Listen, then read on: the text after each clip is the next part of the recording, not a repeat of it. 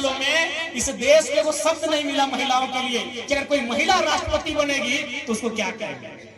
द्रौपदी मुर्मू भी राष्ट्रपति, प्रतिभा सिंह पाटिल भी राष्ट्रपति। भाई पति डॉक्टर राजेंद्र प्रसाद राष्ट्रपति हो सकते हैं, एपीजे अब्दुल कलाम भी राष्ट्रपति हो सकते हैं, लेकिन कम से कम इस देश को यह सोचना चाहिए था कि जब एक महिला उस पद पर आएगी तो उसके लिए एक नया शब्द होना चाहिए। इसलिए मैंने कहा क्योंकि सोच ही रही है पुरुषवादी। आप एक शब्द सुने होंगे, मैन इज मॉर्टल, यानी मनुष्य जो है मरणशील है। कहा भाई वोमेन नहीं है, मैन इज मॉर्टल, तो कहा वोमेन उस कैटेगरी में नहीं है। इसलिए आज भी हमें लगता है नारी को सशक्त होने के लिए, नारी को अपने सम्मान, अपने हक को पाने के लिए संघर्ष करने की आवश्यकता है। और ये 21वीं सदी का दौर निश्चय एक नारी का है। नारी निसंदेह सब पे भारी पड़ेगी। ये दौर नारी सशक्तिकरण का। और बिल्कुल आज हमें आवश्यकता है कि कुछ ऐसी परंपराएं जो शायद नारियों की दृष्टिकोण से अनुचित हो, उन परंपराओं पर भी हमें कहीं ना कहीं संशोधन करने की आवश्यकता है। कभी कभी हम उन विषयों का खंडन करते हैं तो लोग हमारी आलोचना करते हैं।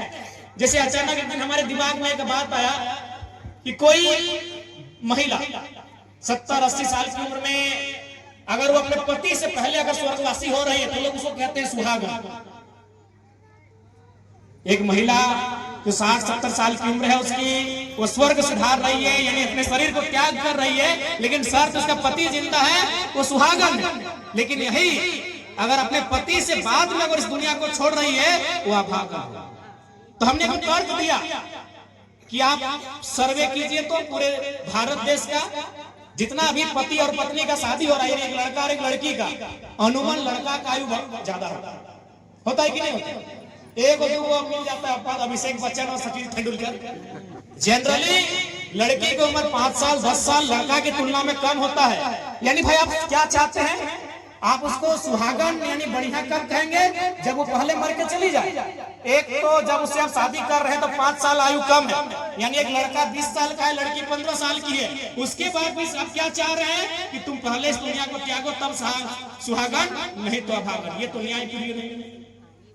हालांकि इसलिए मैंने कहा चूंकि सोच ही इस देश की, इस समाज की पुरुष प्रधान की रही है, इसलिए महिलाओं को चुनौतियों का सामना करना पड़ा था, आज भी करना पड़ रहा है। आज भी हम कहीं ना कहीं कुछ प्रतिशत हिस्सा है लोगों का कि महिलाओं को लेकर नकारात्मक बातों को सृजित करते आए हैं। लेकिन हमें लगता है उन आलोचनाओं से, उन टिप्पणियों से ना घबराकर आज वास्तविकता के साथ नारी सशक्तिकरण के इस दौर को मजबूत करने की आवश्यकता है।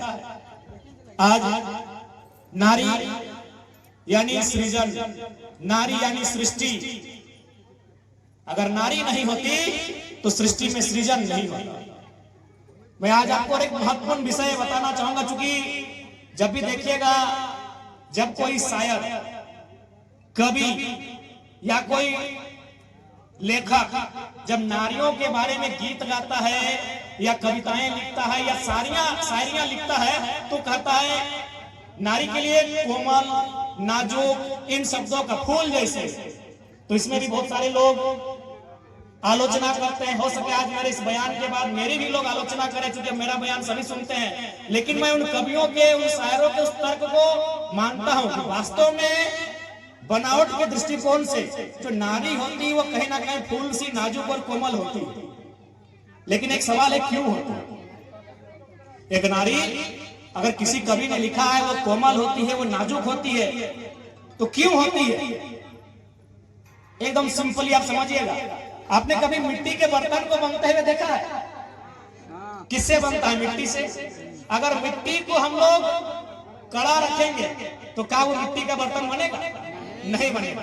यानी अगर मिट्टी का बर्तन बनाना है तो उस मिट्टी को मुलायम बनाना होगा, उस मिट्टी को नाजुक बनाना होगा, उस मिट्टी को कोमल बनाना होगा। अगर वो मिट्टी कठोर रहेगा तो बर्तन का आकार नहीं ले सकता। आपने लोहे को देखा होगा, क्या लोहा से डायरेक्ट तलवार बना सकते हैं? नहीं, लोहा को आग में तपाना होगा। आग में तपने से लोहा क्या होता है? मुलायम होता है। आग में तपने से लोहा नाजुक होता है। आग में तपने से लोहा मुलायम होता है, नाजुक होता है, कोमल होता है, तभी वो तलवार बनता है। आप जंगल से किसी लकड़ी को ले आइए, अगर वो लकड़ी टेढ़ी है तो क्या कब सीधी होगी? जब वो मुलायम है। अगर वो लकड़ी सूख चुकी है तब सीधी नहीं कर सकते। तो इसका मतलब क्या है कि जो कोमल होता है, जो मुलायम होता है, जो नाजुक होता है, वही आविष्कार कर सकता है। और विधाता ने, ईश्वर ने, प्रकृति ने एक नारी को आविष्कार करने का जिम्मा सौंपा है। आविष्कार माने मेरा आविष्कार, आपका आविष्कार, आपका आविष्कार। यदि एक नारी आविष्कार नहीं करती तो वो भी पत्थर की तरह कठोर होती। जिसको आविष्कार करना है, ये ब्रह्म सत्य है। आप मेरी आलोचना कर सकते हैं लेकिन मेरे तर्क का खंडन नहीं कर सकते हैं। जिसको आविष्कार करना है उसको मुलायम बनना पड़ेगा। तो इसलिए अगर एक नारी को किसी ने फूल कहा, एक नारी को किसी ने मुलायम का शब्द का प्रयोग किया, इसका कारण है कि नारी को आविष्कार करना है। आविष्कार का जिम्मा एक नारी के ऊपर है। अगर वो मुलायम नहीं होती, यदि वो बनावट के दृष्टिकोण से, एक नारी अगर बनावट के दृष्टिकोण से सरल, मुलायम, कोमल नहीं होती, वो आविष्कार नहीं कर पाती। क्योंकि कठोर वस्तु, कठोर लोग आविष्कार नहीं कर सकते। वो मिट्टी का बर्तन तभी बनेगा जब मिट्टी कोमल होगा। कठोर होगा मिट्टी, आविष्कार नहीं हो सकता। वो लोहा तभी तलवार बनेगा जब वो कोमल होगा। कठोर लोहा तलवार नहीं बनता है। तो एक नारी को अगर किसी ने कहा है कोमल, तो उसके पीछे कारण यह है कि विधाता ने, सृष्टि ने उस नारी के गर्भ में आविष्कार का जिम्मा सौंपा।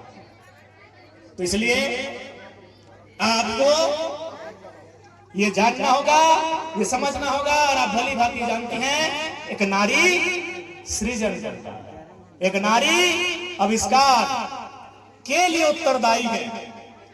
इसलिए आज नारी अंतर्राष्ट्रीय महिला दिवस के शुभ अवसर पर मेरी तमाम दीदियों को, मेरी तमाम बहनों को मेरा संदेश होगा कि आज भी ये 21वीं सदी का दौर आपका है।